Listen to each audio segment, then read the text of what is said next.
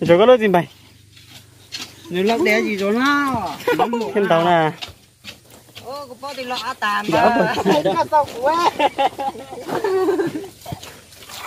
Nó mình ta, ngã ra vậy đây. Đây. Hả?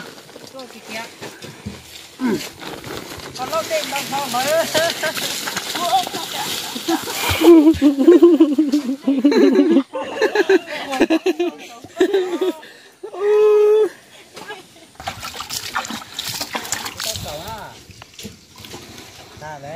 Nó là một cúc khó con ngả khó. Tim đập tàu thì long sẽ đi cho hết. Đam vừa rồi chị, đam vừa ấy.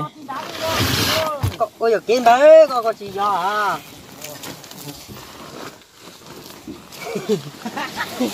Nè chị.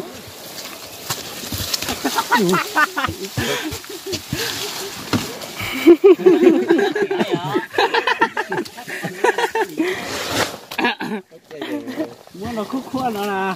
Giá kiểu. Giá kiểu. Giá kiểu. Con chim ấu lại mà.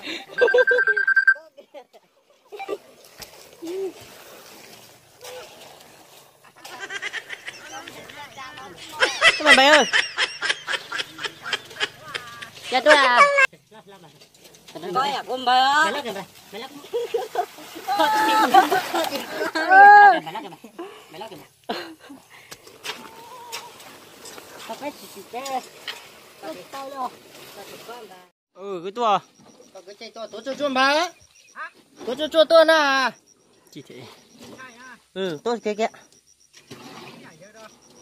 Ô, có coi à? Wow. Có tôi coi liền à.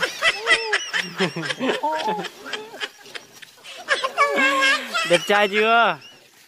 Đẹp trai like chó chưa? Đỏ bít tàu nữa. Tôi là đi báo ô tô xe bát tải chở tôi xe tải chở xe nữa. Thao xe nữa.